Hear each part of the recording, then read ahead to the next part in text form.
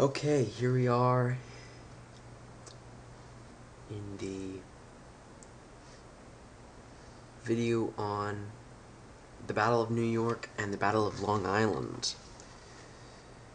Okay, this is Long Island right here, and the British, since they had lost Boston, decided that they would use New York City as their main base, as their center of operations, kind of their headquarters, so to speak. The only problem was there was American colonists on Long Island, and they had to get the colonists out of New York in order to be able to use it as their headquarters. So George Washington was in command of the Continental Army on Long Island. And really, a lot of providential events happened in the course of the battle, which is called the Battle of Long Island. The battle itself, the fighting that happened between the English and the colonists, was very much dominated by the English, and the English won the battles while the colonists just kept retreating. So the English come in, and the colonists keep retreating.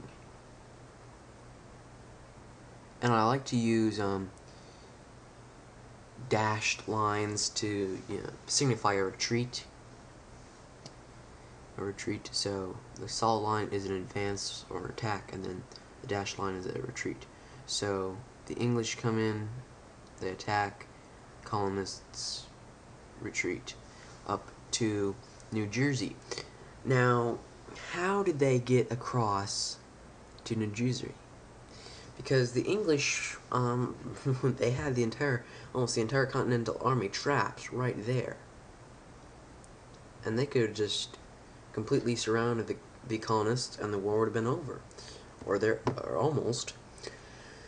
But, in God's providence, Washington and his men were able to retreat to New Jersey. And how they did it was simply amazing. They went under the cover of darkness, but they kept their fires burning, their campfires burning, so that the English would think that they're still there. But while the English thought that they're still there, and they aren't going to get anywhere, the colonists are going across the bay. But there was somebody who saw it all happen. Not a colonist. But in God's providence, this man was a Hessian. Now, a Hessian was a German, and the Hessians came from a state in Germany called Hesse-Kassel, or just Hesse, and the Hessians came over as British. They came over to help the British defeat the American colonists. Throughout the course of the war, Germans would fight on both sides, just as Indians would fight on both sides, Native Americans fighting on both sides, and also the American colonists were divided between Patriot and Tory. Tory being the loyalists who didn't want Britain to lose the colonists and didn't want the Americans to be independent, and who actually fought on the British side. And so here you have it again. A Hessian sees it, but he speaks no English, so he has no way of communicating what he saw to the English. And so the English are left in the dark about the retreat from Long Island.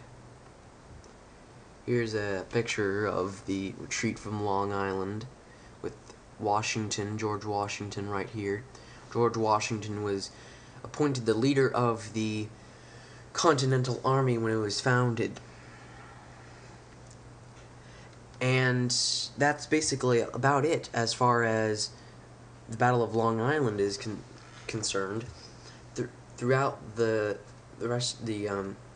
next year or so, Washington would keep on retreating through New Jersey, through Delaware, and we'll pick up next time with his famous crossing of the Delaware River and his defeat of the Hessians at Trenton, and later get another victory again at Princeton. So that's kind of an outline for the next video. However, we talked about the English uniforms, but we didn't really say anything about the Continental Army and their uniforms. So I'm going to pull up a picture here. This is kind of just some of the general uniforms that the Continental Army wore. As you see, blue is a main theme in all uniforms.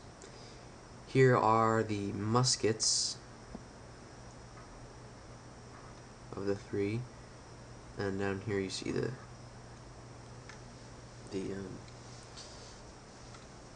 stocks. This is a pike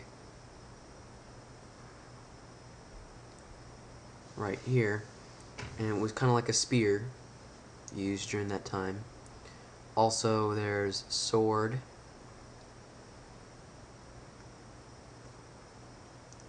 So this is, obviously, you see the three-cornered hats worn by the Americans. It was also worn by some British officers and men during the war. So that's just a little picture of a few American uniforms, colonist uniforms. Just wanted to show you that to give you a little picture, and so you can visualize the fighting that we're talking about here between American colonists dressed like this and then obviously the redcoat British.